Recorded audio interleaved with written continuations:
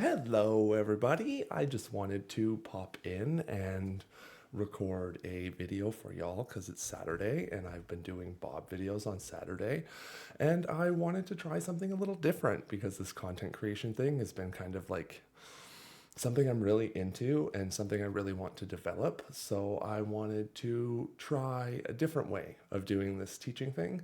And then we can go back to just kind of Bob's journeys, right? Instead of me trying to teach and be entertaining with Bob. Because, like, come on. It's not really a brain thinky thing that this is. Bob is just here, you know. But anyway, this is me teaching you how to not suck at They Are Billions. Because if you've watched my other videos, this game's kind of hard.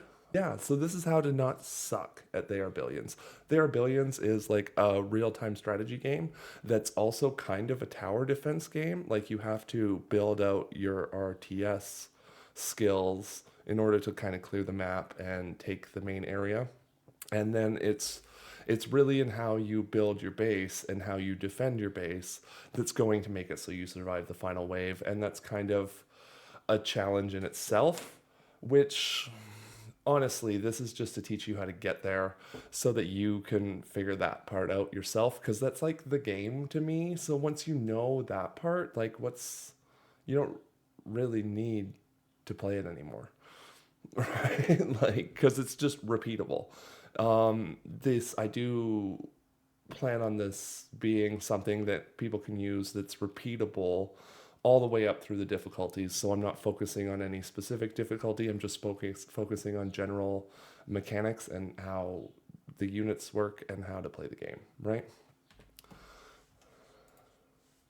Oh, God. Okay. So, the objectives of this game are to scout the map, secure your resources, tech up, build your army, secure your base, and kill all them motherfucking zombies. Because, like, that's it, right? Like, the main reason you want to scout the map early is to find if there's any drops. Like, packages that have resources in them, or gold, or power. And, find where your resources are. The ones you want to know where they are like right off the hop are stone and iron. Ideally, you'll have a stone deposit right beside your command center, and then you can just rely on that to get you through the early game before you really need to start expanding your stone, which is something you want to do once you're looking at stone walls, right? And then you really want to like push out your stone production as high as you can. And like a big part of this game is getting the resource production in place so that you can build the things you want and you're not spending as much time waiting. Because the more time you're spending waiting, like an hour passes in this game in like 3.5 seconds. So like you only get resources every 8 hours. It like there's a stall mechanic. So you want to try and get as much as you can while it's going, right? Each map kind of has their own specific issues as you're going through. This is obviously challenge mode. If you want to play the campaign, play the campaign. It's going to teach you a lot of the basics. You're going to get the units very slowly and incrementally so you can really flesh out how each unit works.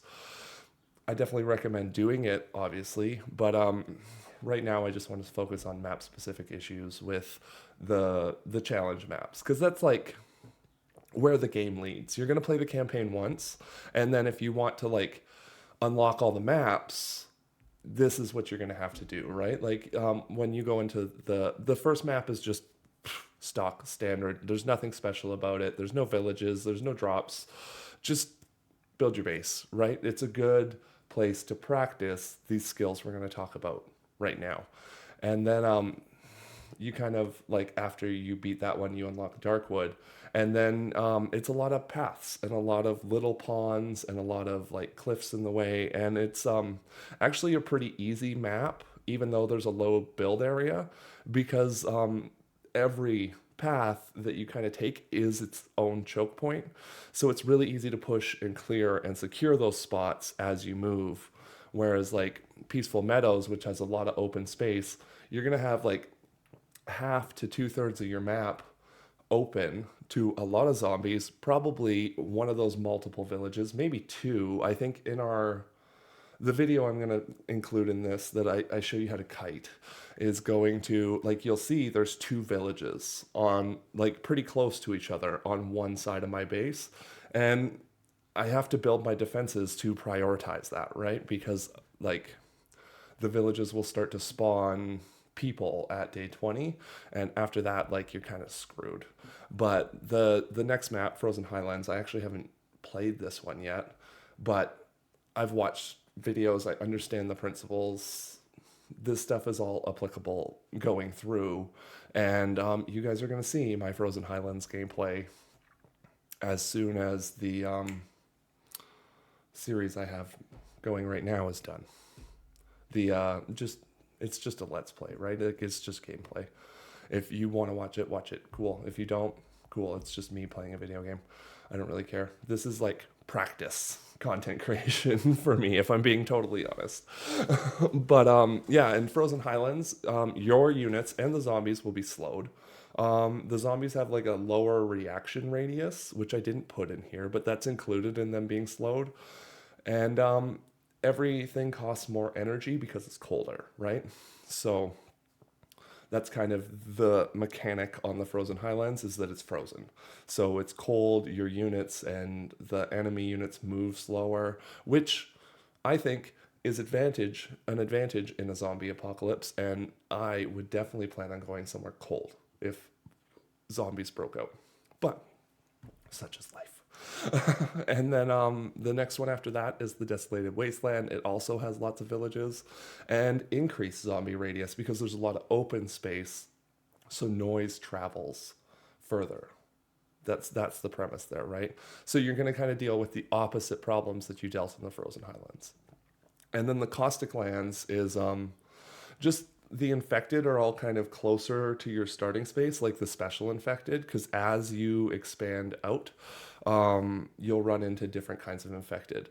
You will run into just your general walkers. You'll run into runners. There's the executives, which are like black and they have suits on. They're also runners, but they also have a lot of hit points and do more damage. And then you get into like the special types where you have they're in the corners of the maps. You'll have banshees, which are super fast. They can jump over walls and they attack really fast. You have, I forget what they're called. I call them tubbies. But you have your tubbies, your fat boys, like they're the big bulky zombies. They're really good at smashing walls. They're slow moving, but they're really good at smashing walls and they have lots of hit points. And then you have your spitters, which their name kind of implies what they do, right? They stand back and they spit. It in like AoE cone, so you need to be really careful with your troops and like walls and towers and stuff because they will knock them out if you're not defending them appropriately. And then the only other one that would be like the giants and the mutants, and those are like super special. They show up on the map, and giants don't really have audio aggro radius. You have to like physically run up to them and then they'll chase you. And the mutants, you can pull them with sound. So like if your snipers are attacking a zombie wave and a mutant's near it, it's more really likely to pull it. So that's kind of how that works. I don't think I covered that in here, so I'm doing it now, right? Those are the zombie units, and then you have your units: archers, soldiers, snipers, lucifers, thanatos, titans, mutants. They all have their benefits, they all have their uses, but if we were just going to pick out like, well, Alice, what's the best unit in the game? It's snipers, hands down. They have long range, they have high damage, they're slow, but once you get a pack of them, like I would say 15, they can pretty much kill anything. And like they will just continue to do that as they move around the map. So like after you kind of get your day 20, I would say, if you can before then, but day 20, you really want to switch your production to snipers. And that kind of becomes your staple unit after that. Like I do archers, then snipers, and then I go on. I'll mess with the other ones just kind of depending on what I want to do. But Thanatos are also super good. Like I would say snipers are S tier, Thanatos are S tier. Everything else kind of falls below that. But if I was going to do it quickly, snipers, Thanatos, S tier, Titans and archers are A tier, soldiers are kind of B tier, and then Lucifers and mutants are like your C tier. The mutants are good, but they just kind of, because they have to be a melee, they get swarmed really fast. They make a lot of noise, and every time I've used one, it just ends up dying, which is fine. That's just how it goes, right? But yeah, snipers are definitely kind of like your staple. That's why you want to make sure that you get iron production online, so that you can start producing iron snipers. Soldiers are okay. I like using soldiers sometimes, but I just found that like they draw so much aggro and their range is shorter that they have a harder time killing the units. So if you have some soldiers and snipers, they can really start clearing together. But I just kind of like hold off and wait until I get that bigger pack of snipers while my pack of archers kind of deals with things, right?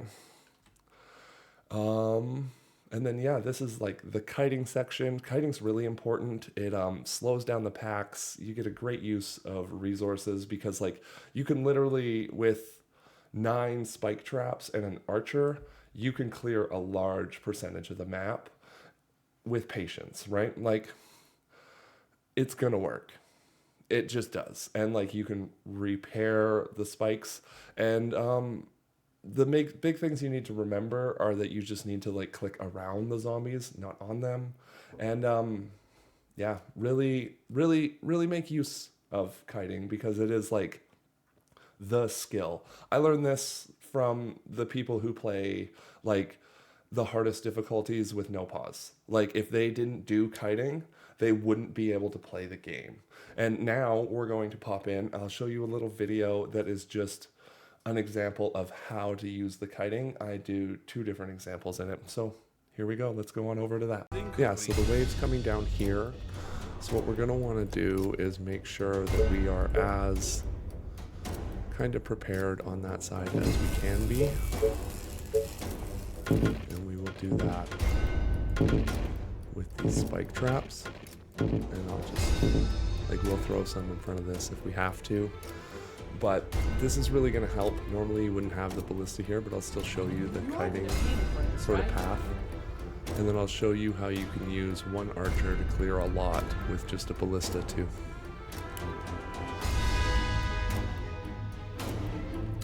I think the wave is going to come here, so we'll be fine. Yes, tell me.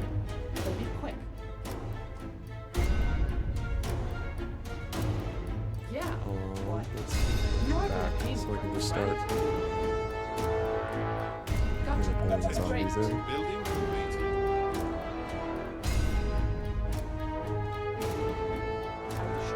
Great. Use the ballista to knock Okay. these guys out. Great But idea. wave, it cometh. Are you sure? Here Okay. it comes. Yeah. Yes. Yeah. Gotcha. Roger that. Okay. Are you sure? It's running this Okay. way.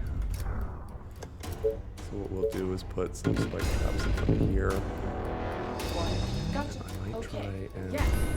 Yeah. Are So you yeah, sure? you would grab it with the Okay. Great. archer, That. and then you just kind of back and forth it, try not to get hit. Yeah. Roger that. Order. And you can Gotcha. drag the Enemy zombies defenses. in, Great idea.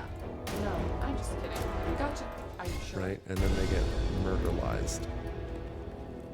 Great idea. So, no, I'm just This kidding. is no worries. But to do this, to say clear out this village, what we're gonna do is throw this here, put some walls in front of it, get some spikes down too. You are gonna pay me for this, right? And like this will just clear itself up, right? Gotcha. Once this is built, I'll show you the rest. But, Aren't you know, there other units to bother? you can take Our soldiers are in Roger trouble. that. Great one archer, idea. No, shoot I'm this just kidding. house, and it'll start to spawn zombies. And as they run towards the archer, Units under attack. Are you sure? they will get murdered. The walls are under And attack. that's it. That's how you use... Oh, see, they're hitting my walls, which means they're making noise, which is pulling a lot of zombies. But that's fine, Our because I have 2 defenses are ballistas being here. attacked. It's well defended. And it'll make it easier for me to clear the village out. Yeah, so there we go. Pretty straightforward, right? Like, kiting is really important. It's also really good to practice your micromanagement because I know when I played RTS games, when I was younger especially, it was all macro. Like, it was just building big armies, flooding big troops towards people, and trying to just overpower them with sheer will, right? And like that works on normal difficulty when you're a kid. But playing a game like this, you really need to like focus a little bit more on those micro movements so that you can take advantage of it. Once you get like your pack of say 15 to 30 snipers, macro those guys around, just attack move them. They'll kill freaking everything in their way. But until then, you really need to focus on that clearing, right? Like you really need to get it done. And there's a lot of dead space in the game. So while you're building stuff, while you're waiting for resources, while you're doing that, if you're not microing in all those little gaps, it adds up. Like, I know I play Beyond All Reason too, and they have a thing in it. They track sleep, which is the amount of time you're not doing anything. So like your macro's done and you don't really need to micro.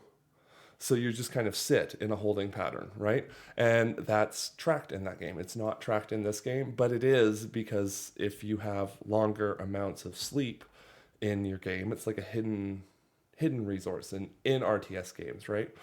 That's why RTS relies on actions per minute, because the more actions you're doing in a minute, the more you're getting done in the game.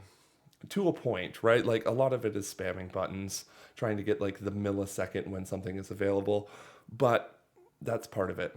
And just like believe in it, believe in yourself and practice it and you'll get better at it. Make sure you know the hotkeys too. Like it hurts my when you're building in this game, you have to click because they don't have the hotkeys set up appropriately. And the problem with They Are Billions is they don't really support it.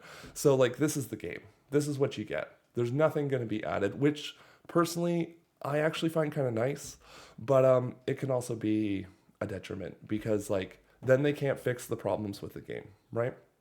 They just move on to something new, and the player base is left to deal with the problems and to find ways to work around them, and they have. So yeah, but I'll continue back to this slideshow here because I put it together and I really wanted to use it.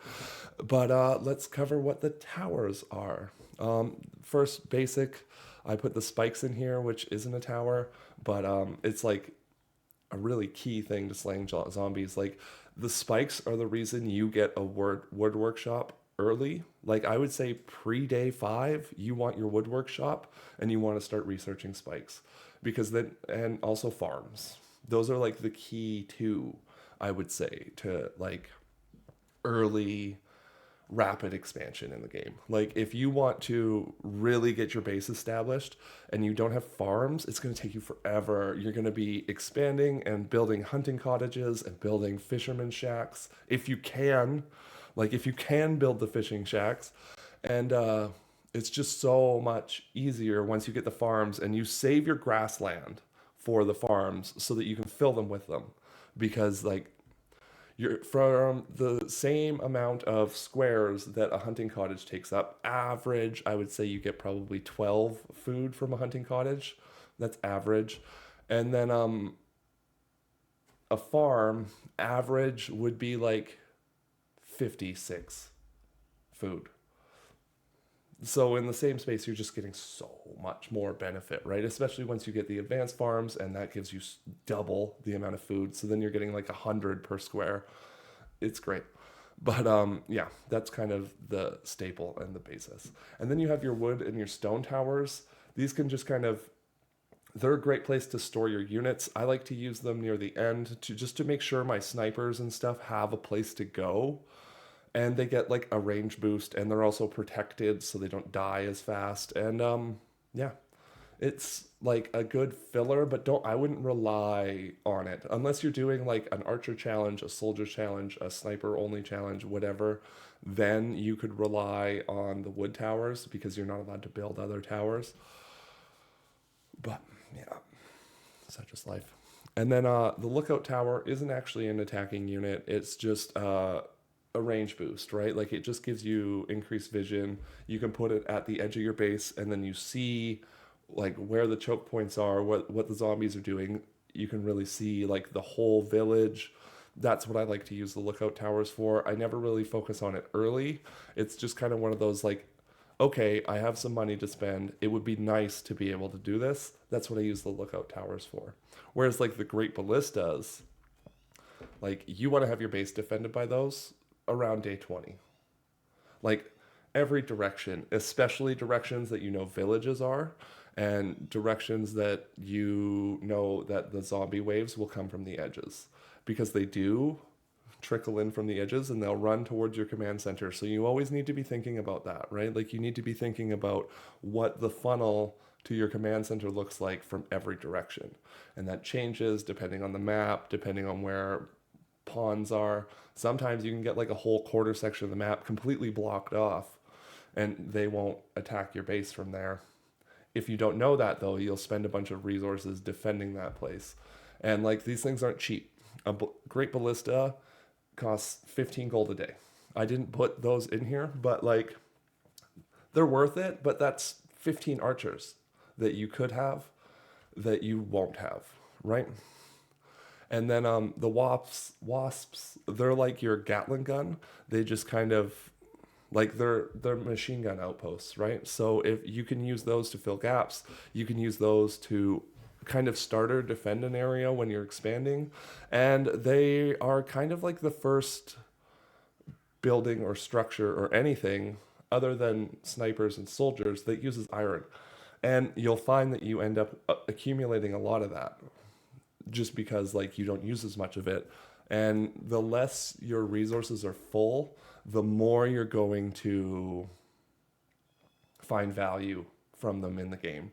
Like if you're always thinking of what can I use, what can I build, how can I keep like my wood and my stone and my iron from hitting cap, because once they hit cap, unless you have a market, you're just wasting those resources. If you have a market, you're getting a little bit of gold for them, but like 15 wood going into a structure is going to provide you way more value than the like 5 gold you get for 20 wood, right? So yeah. And then you have like your shocking towers and your executors. Those are really good at like the hole filling, right? Like they're your late game defense, and they're really gonna make sure. Like actually, I like to use the shocking towers. I'd say around like the wave that happens near day 40, like around that point, you throw a shocking tower into where the waves are coming, and it just clears the wave out so much faster so that your ballistas and your snipers can focus on the bigger units. And yeah, it just like helps speed that up. But yeah, it's just like a burst of a shock. And then there's a long timer on it. It's not super long, but like you'll notice. It really needs to be a defended structure. And it takes a while to figure out like how to best do it. The worst thing I find with the shocking towers is that spitters will destroy them before they can really activate. And that's, I like to make sure that they're defended by wasps and by executors who are kind of focused on targeting the highest level, because then the horde of just zombies moves in and the spitters and the banshees and stuff all get shot before they can get to it. But yeah, and then the executors is the one in the picture. It's the BFG tower, right? Like it's the upgrade of the ballista, so it turns your ballistas into machine guns. Straightforward. Yeah, kind of key points in the Arbillions. We'll do a summary. Is that noise is the number one enemy. When you're attacking with your archers, if they're in a pack of, I find like 4 to 5, then they really start pulling zombies into them faster than they can kill them. And you run into that problem with soldiers, you run into that problem with everything. But if you spread the troops out, like if you go into the flat mode and you see the grid, if they're even one square away of each other, they make way less noise. So if you have them kind of spread out in like a line and they're killing zombies that way, they make a lot less noise. But until you hit like that critical mass where the pack is stronger than the zombies coming into it, right? And just sort of make sure that you're always expanding, but only expand what you can really secure and defend. If you expand across half the map and you have Tesla towers all over half the map, all it takes is like one zombie to sneak in somewhere you don't have someone and hit one of those until it goes down, and then you have 4 zombies and they're going to run off and they're going to hit more towers and they're going to hit other buildings, and it compounds really fast. If you don't believe me, watch the Amazonian series. That is the thing that kills me more than anything, hands down. It is like, yeah, I capitalized only expand because this is like the thing I'm learning in this game. And you really want to make sure that you're expanding so that you can really boom your population, because you need people for everything. Each house only gives you 2 workers, but it gives you 4 population. You can't build a market until you're at 200 population. You can't build a bank until you're at 800 population. And you just need to keep like, and then there's limits on top of that, right? And every time like you build an archer, you lose a guy, like you lose a worker. Every time you build any building that's not tents and food buildings, they use workers. So you need to make sure that you have enough. And the only way you can do that is by making sure that you focus on economy. Because like if you don't have enough wood, then you're not going to be able to build things. If you don't have enough stone, then you're not going to be able to build things. If you don't have enough houses, you're not going to have enough gold, and then you're not going to be able to build things, right? And like the timings on these things really do matter in this game. Like you really want to make sure that you hit your points at like day 10, day 20, day 30, because you only get X amount of time. And like, sure, like a normal game is like 2.5 hours from start to finish, depending on how much time you pause, right? Like the less you pause, the shorter the game's going to be, but also like the less prepared your planning will be, right? Like you can pause and you can pixel perfect everything while you're in pause, or you can try and just slam it down while you're not in pause, and the game will go faster, but you could make mistakes, you could leave holes, that kind of stuff, right? So that's why taking advantage of pause is right there. It's so important. It's actually right there, not this way. It's this way.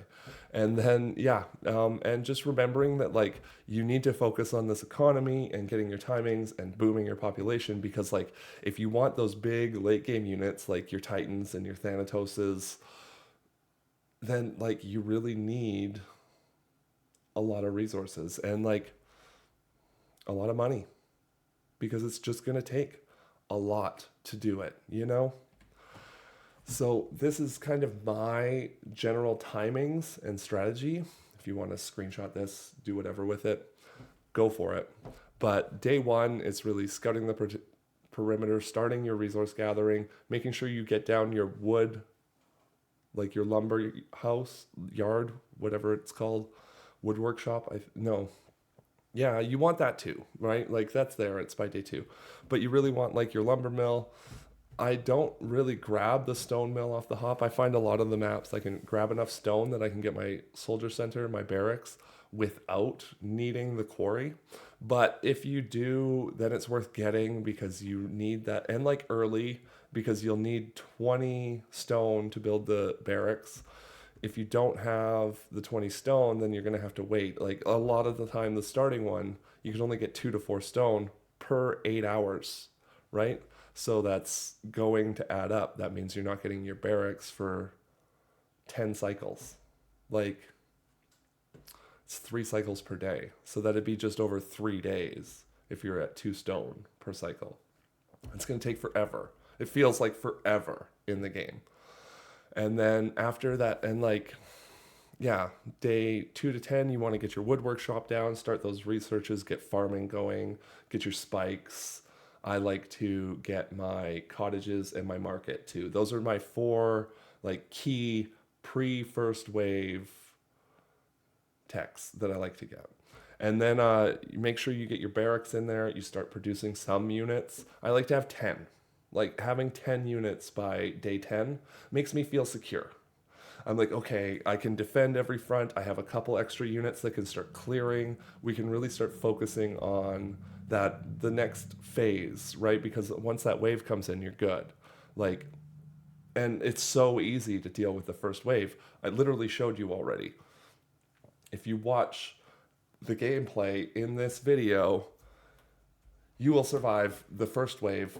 You can even use that technique to survive the second wave every single time, as long as your base is secure, right? Like you need to know that you have your villages secure. You need to know that your core of your base is locked down by that like day 20 point. And then it's just kind of building armies, clearing the map, teching up, trying to make sure that you get the map cleared by that like day 60 range. Because once you have that done, you are gravy. Like if you can get the map cleared by that like day 60, day 65, you're gravy.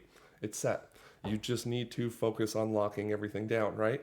And securing your base, making sure your walls are expanded, get those wonders that you want in place. Careful with those. They're really expensive. They provide good benefit, but they're really expensive. So it's kind of one of those like you can't even build one until you have 4 warehouses. And if you find you're hitting the cap on resources, build a warehouse. Like that's kind of like step 1 to that. And I would say most importantly, make sure you're never capped on gold. Like if you're capped on gold, you're just doing something wrong. I don't know what to tell you.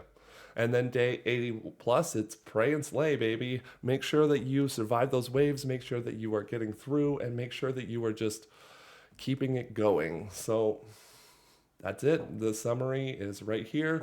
Know your goal for your map. Take advantage of those units and the map. Make sure that you build those snipers. They're S tier. Same with the Thanatos. Stone walls, kind of a priority as soon as you can get that tech. I like to build the stone workshop after the first wave. Like pretty much right after the first wave, get the stone workshop researching, and then I'm kind of focusing on making sure I have my market down and I have my resources in place so that I can build that stone workshop and get a bank. And then and like kiting is your best friend. This can win and lose games. It's why it's the only thing I'm putting in this video that is gameplay, because it is the only thing I'm putting in this video that's going to help you. Like ultimately, everything else is just information. That's something tangible you can bring into your games, where you probably can figure out all the rest of this stuff. But if you're not kiting and you're really focusing on just like building walls to defend your bases, it's going to take forever and you're not going to get the map cleared, and you're not going to like, it's just too hard, especially as you climb difficulty. Like, sure, yeah, do whatever you want on easy. But that's that. That's it. That's all. That this was helpful. I hope you learned something from this. If you did, hit the like button, give me a subscribe, say hey in the comments, be like, yeah, this was good. If you watch this and you think it wasn't good, leave me some feedback. I will take it. I'm pretty good at it. Anyway, that's it. That's all. I'm Alice. Welcome. Peace, love, and unicorns. Ellie out.